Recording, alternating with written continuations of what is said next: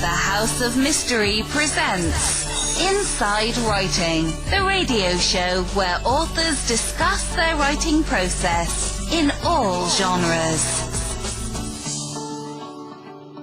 Welcome back into the House of Mystery. I'm Al Warren, Mr. John Copenhaver. How you doing? I am very well today, thanks, Al. Oh, you're very well, as opposed to well. Very well. How come? Like, what's going on? Nothing. I just wanted to sound upbeat, you know? It's actually not much different than the last time we talked. Well, I just thought, yeah, maybe something happened. You won something, or you won the lottery or something, you know? I did not win the lottery. I guess that would be nice if that happened, but no, nothing much has changed, but I am furiously editing the new book, which is kind of making me tear what little hair I have left out. Yeah, you don't want to do that. You don't have much there. Come on. I gotta protect what I have. Yeah, or you'll be wearing a wig, come on. Yeah, yeah, that would be a sight. Okay, well, what have we got today? Today we have got a writer and his book called Boy Wonder, and it's a coming-of-age memoir. The author is Jobert Abueva, so thank you for being here. Thank you, gentlemen. Hello, and greetings from Paris.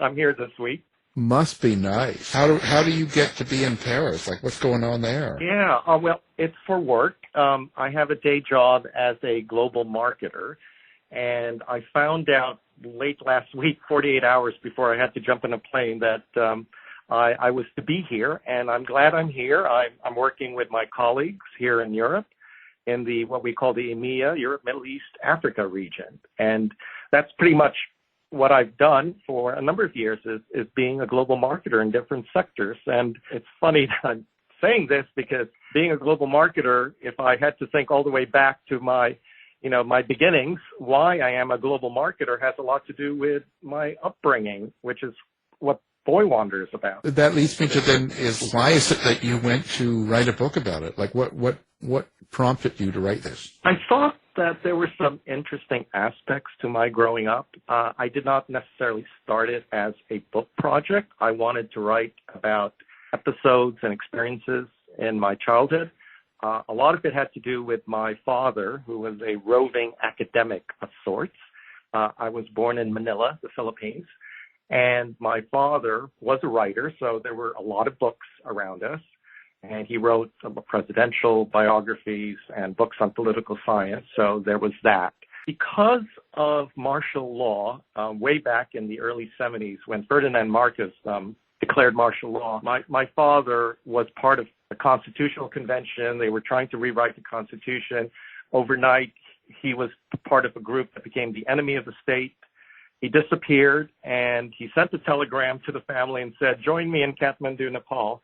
So that was the start of a very nomadic childhood. We lived in Nepal, Thailand. We did make it back to the Philippines for a short stint, but really, I spent my 8th through 12th grade in Tokyo, Japan. So I thought there was a lot to do with my nomadic experience that might be interesting to recount. Also, I was one of those ambitious kids but had a secret in terms of his sexuality. And there was a lot of that inner conflict and crisis of trying to understand what was stirring inside of me and how I dealt with that. During my high school years. I called it my tumultuous teenage years in Tokyo. That's the context for my wanting to write about a childhood that is not, I don't think it's your typical childhood. And I thought I might have something to share. It was probably halfway through writing a number of chapters that I realized I might have something that I could string together and present as a potential manuscript. When was the time period then? So when you start writing about, from what age and what year was it? Sure. I started the book when the prologue starts as a 6-year-old. There was, we'll call it the inciting incident. It was not a pleasant incident. It did have something to do with an adult taking advantage of a 6-year-old, and it kind of carries on through there until I graduated from high school in Tokyo. And the book kind of ends when I arrived in America, and I'm about to start my next chapter. attending the University of Michigan in Ann Arbor. So it's that time period from about when I was born through graduating from high school and arriving in America. What years did this happen? This happened in the late 60s, and I graduated from high school in the early 80s. In writing the book, I realized, as I was really maturing the manuscript, that there were themes that were starting to come out that friends who were workshopping, my writing groups were workshopping the chapter, said that a lot of what happened then seems to be quite relevant for today. And perhaps it's the same challenge that a gay youth, a young person that is struggling with identifying, understanding their sexuality and then having to deal with it both privately and publicly. That is still a theme that is ageless, regardless of when it happened. Right. So when you were doing this book, did you have that kind of intent in your writing? Were you kind of hoping that when people read the book, they get something out of it like that? Like, was there kind of a theme for you? Yeah, it started out as personal essays and chapters. I honestly did want to recount episodes that I thought were worth remembering and documenting. And then somewhere along the way, it did dawn on me that there may be a message here, or a message or two. And I think I'd like to believe that has come to pass, that all our journeys are quite unique, but they all count, right? And the more we learn about each other's experiences, growing up in different cultures, having to deal with our sexuality and how we address it, they're all unique, but they all matter. And I think I find a lot of comfort in having shared that, and especially when I hear back from folks, that the feedback has just been overwhelming. I hear everything from, it really enabled me, allows me to think back to my own circumstances as a child and how I too struggled with dealing with my sexuality. And it's fascinating to hear how we have all dealt with it in so different ways. Just that alone to me is quite rewarding, and sometimes it's quite emotional as well. Yeah, I was noticing and noted that you're the winner of the J. Michael Samuel Prize, which is a pretty new prize that Lambda has put out for writers, I guess, over 50, right? Am I getting that correct? Well, I am over 50. I didn't mean to out you. But it's cool. I mean, I love this because I think that sometimes you're looking at these stories from all these different time periods, and you made the point, of course, that there's a relevancy, no matter what age. But how did it feel? I mean, how did it feel to sort of get an award, process that kind of award? So when I saw that the award, it was the inaugural year for it, I thought, well, yes, I definitely fall under the category of a late bloomer, kind of. I have been an emerging writer for a very long time. I do talk about my early inklings as a writer when I was a kid, writing poetry, and my dad would encourage me to write poems, and I would have to report back to him every Sunday. And my mom was playing like literary agent, and she would submit my poetry to newspapers and try to get my first book published. So they kind of worked as a duo, a team. I have always wanted to write. I started writing articles for the New York Times. I wrote op-ed pieces over the years. And when the prize came along, I thought that I might have something to share about being a late bloomer and that it's never too late to get a book-length project going. And so that's really what steered me to enter for the prize. And lo and behold, I was quite shocked to find out that I was the inaugural winner. And it has truly propelled me to finish the manuscript, and luckily found a home for it and got it published this year. So it's been a wonderful turn of events just these past couple of years, starting off with this Lambda Literary Prize. One thing that's really great about the literary arts, which isn't necessarily true for the other arts, is that age is not as much of an issue. And I think there's a lot of great examples of writers who come into their own or get first published, in their midlife range. I don't know. I think there's a lot to celebrate. I'm glad this award exists. It's not a long-winded way of saying it. When you're putting together a memoir, it's fascinating to me. One, just to tell you, I'm a fiction writer, and I've done some short sort of personal essay-ish pieces, but the idea of sort of taking, my life and shaping it into narrative form seems nearly impossible. And I'm wondering sort of what your process was. You mentioned you kind of had essays. How did you unify those essays? I'm just fascinated by the process of putting together a memoir. Right. So again, I did start off just focusing on episodes that I thought were just either out of this world or, no one would ever believe this. So I focused on those. And then as I kept writing, that's when the glue started to come together where, okay, there's a narrative here. And I started to string chapters together. And then it dawned on me at some point in the process that, yeah, there is a true arc to this. And it started to map itself before me. And then I started to write towards that map, if you will. And that is the outcome of it. At first, I wanted to, really be clever and, do a lot of here is a storyline, and then I would have these flashbacks. But through writing workshops, and I actually sought the advice of an editor, someone I just turned to. They gave some great feedback, and in the end, they said, you may be better off writing this chronologically, because that in and of itself, it's building quite nicely. We hear that a part of being a good memoir is really having elements of a novel, right? And maybe I unwittingly was working towards that. And then it was the freelance editor who kind of made me realize that was the direction I was going. So I kept at it, and it, in a way, thanks to COVID, because it actually took me 20 years on and off. Life goes on, you work full time, but it wasn't until the pandemic that I said to myself, I'm going to finish this damn thing. It's taken me so long. I felt that if there was any time to get it done, this was it. And finally finished it.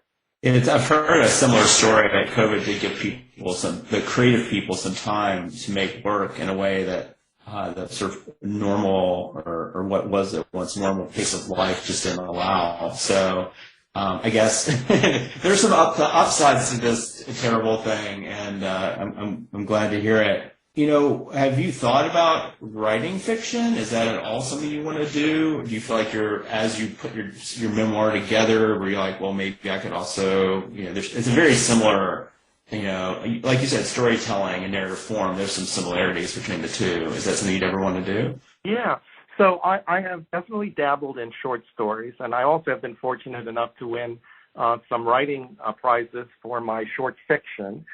And I would love to write fiction. I'm debating, I joke with friends. They said, because the way I end the book, there's a bit of a cliffhanger element to it. And they say, well, when's the next book? But when are you going to continue? I jokingly say it's a trilogy. But I am seriously debating whether the next one should be an autobiographical novel as opposed to just a memoir. Because it's like, oh, Jobert's doing another memoir. But I can see how I can still have kernels of truth in a novel, but it does allow you more leeway to even extend further and branch out into different directions to give it more texture, if you will, and then kind of conclude. Still, if it were a memoir, I still think I have an ending to the next memoir that could be really amazing, but why not try fictionalizing a bit and give it more depth? What was your most memorable experience or memory? What was the thing that you wrote about in the book that still stays with you today that you think about all the time? That's a great question, because having just focused on all these episodes that I thought were all memorable, I would have to say it was when we moved to Japan. This was around 1977. My father went ahead. We followed the family. My siblings were 4 brothers. I have 2 sisters and 1 brother, and my mom. We were on a trip to Kyoto, Japan. So it was between Christmas and New Year's, our very first winter in Japan. And, we saw all the temples, the sights, but we were just so intrigued by the ice skating rink at the Holiday Inn. We had never ice skated before. And my brother and sister were like circling around me, daredevil gusto, as I say. And I was really awkward on the ice. I kept falling. I must have fallen like 20 times, and I was getting frustrated. And then I said, time out. I wanted to go to the bathroom. I wanted to regroup. The skates were really tight around my ankles. They were killing me. And then, I saw this gentleman, a white man, who looked at me strangely through the mirror. And then he started to suggest that, he actually pulled out a 1,000 yen bill, which is about $5. And he kind of telegraphed with his eyes and his shaking the crisp bill that I was to follow him upstairs to his room, and that I immediately connected that money was associated with following him, and that I might get the money for doing something. I wasn't quite sure exactly what at that point in time, but I sensed something, and I followed him, and I kind of panicked. He grabbed me, and there was a bit of an awkward waltz, if you will, and I was getting nervous, and he seemed to want to rush whatever he had to do. And when he finished, I looked at him. Before I left, I asked, well, do I get the money? And he basically scolded me and said, no, because you didn't do what you were supposed to do, even though he got off, if you will. And I panicked, and I ran out of the room. I ran back downstairs. I put my ice skates back on, and I got back on the ice. All of a sudden, something just switched on, changed in me, and I started ice skating like there was no tomorrow. I think my parents, my siblings were shocked that I was starting to really move along the ice quite graciously, if you will. I did not stumble. I did not fall. And that's a chapter in the book. And it's memorable to me because that was probably a turning point where something clicked about wanting to be, being desired by someone at a sexual level, and then that person associating a monetary reward for me following them, and that kind of kicks off the rest of what goes on in the book, where I start to associate monetary reward with sexual favors. And that kind of kicked off an interesting trip when it came back to Tokyo and the Imperial Hotel, where I stumbled into several men cruising the shopping arcade downstairs. And I ended up stumbling into a scene. I unwittingly did stumble into it, and then ended up partaking and being part of that scene for a number of years, even before I graduated high school. So that's why I shared that as an inciting incident. It kicked off something I totally did not expect to happen, but it did. Was it hard to were these stories sometimes hard to process for the page, or did it come sort of naturally to give voice to them? I've talked to several different writers who have very different feelings about that. I'm curious what it was like for you. Right. So I knew that there were these experiences that happened, these episodes, and I wanted to recount them, so I just started to do so. And what was interesting was the more I thought about it, the more the memories rushed back and details became quite vivid. That surprised me. And, a lot of people ask me, how is it that you can provide so much detail about sexual episodes or things that happened many, many years ago. And I don't have the full answer for it, but they definitely came rushing back as I kept the process going. So that was one of the big surprises of this writing process. But to answer the question, I just started writing, and then things just kind of built, just kept on going from there. Do you think there's anything about sort of the cultural moment in Japan this time that, I guess in some ways it's so hard to know, have that sort of, viewpoint of it when it's happening, but that fed that sort of situation or your relationship between money and sex, or do you think that's irrelevant? That's not really the point. No, I think you have a good point. So a few things about growing up in Japan. First of all, it's probably one of the safest societies. And in a way, my parents, did not worry too much about their children being out and about, right? So there was that aspect of it. I was quite active in school. I was this overachiever type, and I was functioning within a very international environment. My classmates were from around 40 countries, so it was quite cosmopolitan, permissive, if you will, quite safe. So I think that context allowed for things to happen, right? Whereas if I don't know, if I was growing up in an American suburb, maybe these things also happen. They do happen, but my parents were not as watchful over me, and that had to do with the fact that Japan is safe. I have to tell you really quickly, I must have lost my wallet 4 or 5 times in Japan, and every single time I would see my name at the train station of my origin, my home station, because someone always returned the wallet, and you knew from my monthly pass that I was based in that station. And that tells you something about the Japanese culture and, in a way, why I was able to roam around, wander around Tokyo, and I just happened to find myself in this shopping arcade in the Imperial Hotel, and it went on from there. Well, going through this and writing about all of your experiences and younger days and stuff like that, when you look back at it and you put it out now, and of course now anybody can read it and say what they want and stuff like that, but how do you think this whole process has changed you? Great question. There was a lot of fear, and I still wonder if I've overshared. But I have to tell you, it's been cathartic. I feel like I have nothing to hide. This is who I am.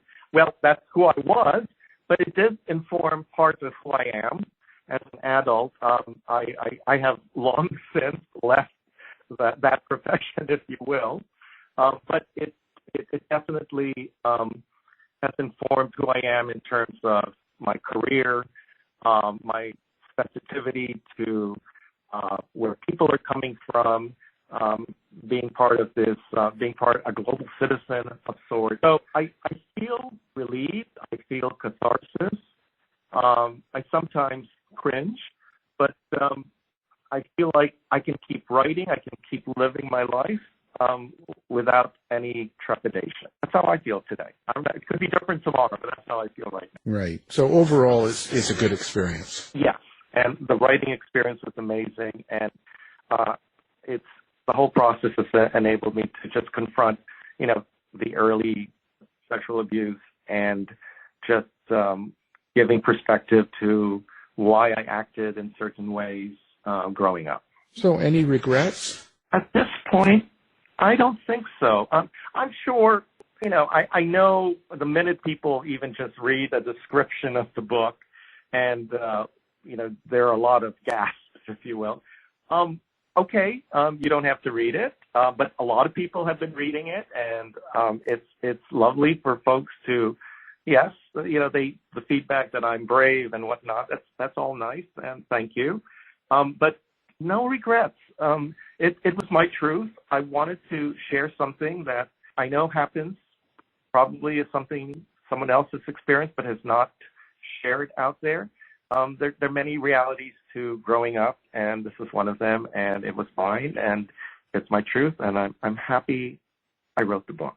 Yeah, there's been a lot of work done, both like in the LGBTQ community and in general to destigmatize sex work, which I think is great. I wonder where your sort of story falls into that conversation. What do you think about that? That's a great question. So there were a few quick, unique circumstances to my situation. One, I was underage. Two, I feel like I stumbled into it.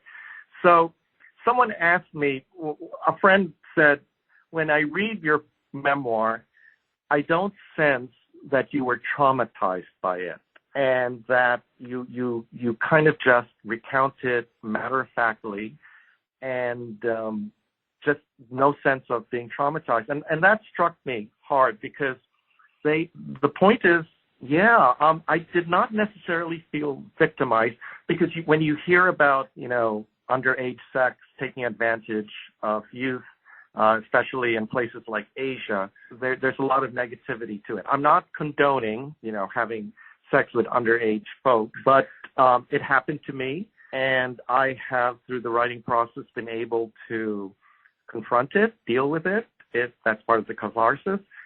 And in a way, that has been my therapy, and I can move on from there. I have no grand statements to say about, sexual abuse, except to say perhaps it is not a good thing to exploit young people, but I don't feel that I was completely exploited, and I wonder if that also has to do with my trying to understand who I was, and this just happened to be the outlet for me to find myself and my sexuality. I think that gray area that you're talking about is something that does pop up in the conversation, especially in the queer community. It's interesting. It is one that's difficult to navigate because certainly you do not want to support sexual abuse, but like your experience and you've been relating it, it's not necessarily always the trauma that it often gets portrayed as. So it's an infinitely complex issue. That's for sure. I'm with you on that. So it said you were, you attended an all-boys Catholic school in Tokyo and stuff. What was that like for you in those days, like back in the 70s and stuff? What was it like? You knew you were gay, I guess, at the time, obviously, or that you liked men. So what was it like being in a school like that? It was a bit of a challenge because there was homophobia, but that was homophobia amongst teenagers, right? I grew up Catholic. My parents were devout Catholics. In a way, they were relieved because with all the moving around from country to country, they tried to make sure we kept coming back to a Catholic education. I started with the Jesuits in Manila, ended up at a secular British primary school in Kathmandu. And then when we moved to Bangkok, I was back to a Catholic school with the Redemptorists. And then I went to a secular school back in Manila for a while, international school. And then when we moved to Tokyo, my parents were like, thank goodness, we can put him with the Brothers of Christian Instruction.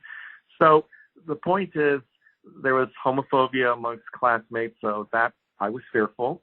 There was my Catholic upbringing and being a practicing Catholic, that I also had to contend with the sin of my thoughts and actions. There were challenges, but again, at the same time, I also thrived. I was the so-called big man on campus. I was president of the student council. I was in plays. I was writing on the newspaper. I was doing this and that. I was in track and field. I was a Brain Bowl speech and debate champion.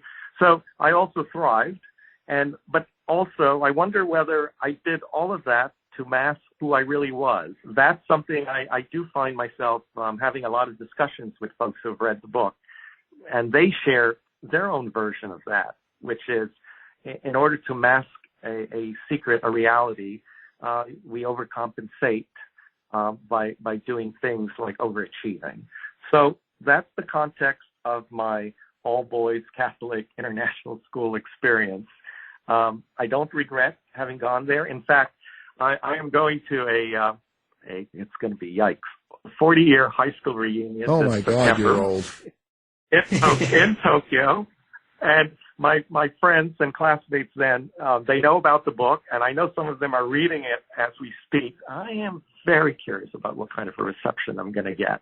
And to boot, I decided I was going to book myself at the Imperial Hotel. Oh, there you go. To go back to the scene of my crime. So maybe that's what I'm going to write about next, or someone will write a story about me. I don't think I'm going to repeat the things I did back in high school, but I just thought, why not just face it all again, all these years later, and see if what kind of perspective it provides me.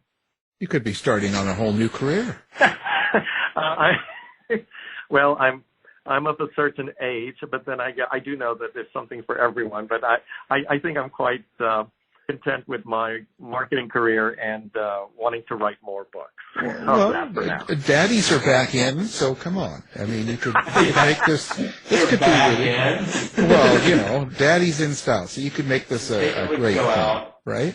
Okay, well, let's see what the audience thinks. Yeah.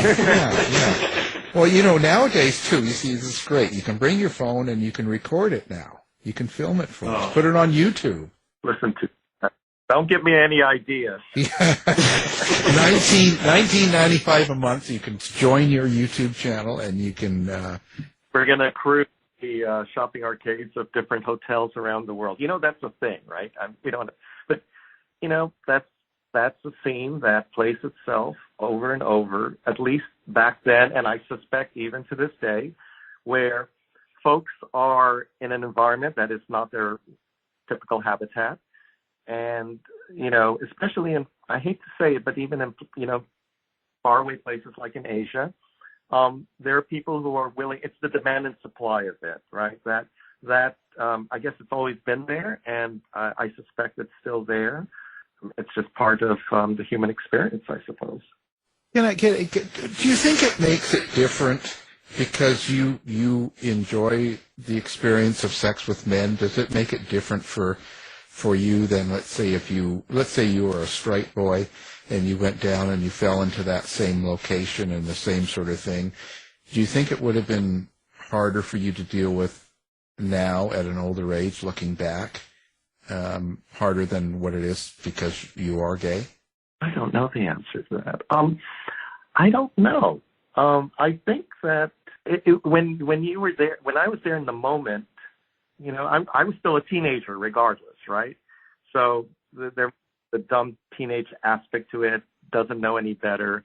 Clearly, I was not risk averse. I was looking for something, and I was trying to reconcile something in myself. And I think this may have just presented itself as the venue, the way I was going to learn more about what I enjoyed and what got me off, and that's okay, because I think everyone eventually figures things like that out. Mine may have just happened either earlier or in a more exotic context, or just very untraditional, and I'm okay with that. Did you make friends with other boys that were doing the same thing as you in that shopping center, or did you become friends with any or close to any? No, I did not. I knew that there were a few Japanese men who were there for the same reason, and you would just kind of give the nod of acknowledgement to each other. But I do write in the book about a friendship I had with a gentleman from New York who was, if I was 16, he was probably in his 40s. And what was different about him was, let's just put it this way, after we were together, we started having conversations. I was asking a lot of questions about, you know, have you ever watched a gay film? What's New York like? That sort of thing, where I decided I wasn't going to ask him for any money at the end of our being together. And then I remember giving him my home address. He wrote to me because he wanted to see me again whenever he was back for business in Asia. So I did see him a couple of times, And then towards the end of the book, I write about when I graduate and leave Tokyo to go to Ann Arbor. I spend a few days in Manhattan, and I meet up with him again. And I go to his penthouse in Greenwich Village and get to see him in his own habitat, not in a hotel in Tokyo. And he even was the one who took me, and I write about going to see Torch Song Trilogy back in the early 80s. And I write about the experience of just being hit in the face with all these things. It was like a crash course in being gay in New York City, circa 1982.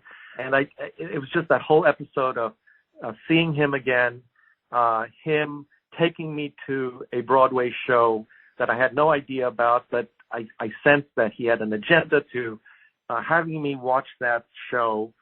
And it just culminates in a new perspective of I'm no longer in Japan. I no longer find the thrill in trying to solicit sex, money for sex, and that I was embarking into my new college career, a new country, and I did not want to be held back even by someone who was very friendly to me and kind of paved the way for my entry into America. So I know your question was about, did I befriend any of the other call boys, if you will? Not so much, but clients really had an effect on me in the very end, a deep effect. Boy, he would have been daddy age. Right, and I did not, the concept of daddy did not even. No. Well, did you guys have territories in the malls? Like, did you like? Oh, it's funny you ask. Yeah, I do mention that. There were certain lanes. I think my lane were the Sony. Well, it was the precursor to the Sony Walkman. It was like the Sony Pressman. So I think I was along the electronics and the traditional Japanese tea row, and they would be probably by the kimonos and sumo, no masks and whatnot, traditional crafts. That's funny you asked that. Yeah. Did you guys get in fights if someone walked in your territory? No, not so much. Let's just say there was plenty of demand. There was plenty to go around. Yeah, I just wondered if it was sort of like, kind of like the street action in America, where, well, that's cool. That's really... Yeah, I think in Tokyo, it was more demure. It was more, you didn't want to make a scene. Everything was quite stealth. Yeah. And subtle. Yeah. Better manners. You got it. As you were sort of going through that experience, I guess kind of finding your way in your teenage years, you kind of characterize as kind of searching and figuring yourself out. At the same time, I'm sure you're like looking around at culture, dominant culture and its messaging. How did you navigate like what you were doing with what maybe the dominant culture is saying about being gay or hooking up, making money this way? How do you remember? Can you take us through that a little bit, like in your teenage brain? Because that must have been complex. So I did think through about that, and the way I write the stories and the book, I try to write everything from the vantage point of my age at the time. So I wanted to do that because I wanted to really recount the moment as vividly as I could and not overanalyze it, right? Not have that perspective of an adult looking back necessarily, because I thought that being in the moment and reliving it, I think that teenager perspective comes through, and it's not inundated or adulterated, whatever the right word is, by having the perspective of someone who's a lot more mature. And I think by doing that, it has a pureness to it. I'm glad I did it that way, because it's really my coming back to who I was, really reliving that age and that moment. And I think it turned out quite well. Sounds like it. Yeah, I mean, I think that's a great sort of bit of advice, I think. I'm a teacher as well. I teach writing, and so I'm always like, hence all the craft questions I keep asking. Now that it's done, what's next for you? All right. So I am dabbling in a number of potential short story directions. I love short stories, and I'd like to write more of those. I've been writing op-ed pieces for the Philadelphia Inquirer. When I find time, because work is quite busy. But I do want to get into this next book. As I mentioned earlier, I'm debating. I think I have this intriguing story, a couple of stories it's kind of like the same situation has happened to me 25 years apart. I'll leave it at that. And, and the juxtaposition of that, and whether it should be a memoir or it should be a novel. So stay tuned for that. I hope to make some progress this summer. Oh, great! So let me ask: any names in the book? Yeah. So I did ask permission from as many folks. So one of the characters that meant a lot to me was my guidance counselor, Mr. Howitt, and I did tell him, and I did tell some classmates that I wanted to mention them by real name, and they were cool with that. Like I mentioned, the gentleman from New York, who I met in Tokyo, that I met him in the Village, and he took me to the Broadway show. I did not know, I have to be honest, I don't know if he's still alive. And the last time I spoke to him was around the time I went to college, maybe once after that. But you make me think, and I have thought about this lately. Do I try and find him and reach out to him and let him know that I wrote about this, about meeting and getting to know each other? But coming back to your question, I have masked him, and I do say up front, the innocent has been renamed. Well, we have him on the line right now, so. Along with Mr. Howitz, we're going to have a talk about you now. We're going to turn the tables. Oh, my goodness. Yeah, wouldn't that be fun? No, I'm saying this is your life. Yeah, this is your life. Yeah, well, check out your screen now. We have a picture up from... well, anyway. So listen, this is great. Now, are you... Mr. Marketer, are you social media? Have you got like Facebook and all those places? And do you have a website? So give all that out so the listeners can find you. Absolutely. Thank you. So my author's website is Jobert Abueva, my name, Jobert, A as in Apple, B as in boy, U, E as in Edward, V as in Victor, .net. My Facebook page is Jobert E, my middle initial, Abueva. And Twitter is @JAbueva, and Instagram is Jobert_Abueva. You can never get everything consistent, but everything's on the website and on the Facebook page, and I really appreciate that. Thank you. Oh, of course, we'll put that up on our website. People can find you. Glad you came on and everything, and it's an important story. I think it's a good thing. It's good to talk about things like this. I think it's great. Again, of course, we're talking about the book called Boy Wonder, and it's a coming-of-age memoir. And our guest has been the author, Mr.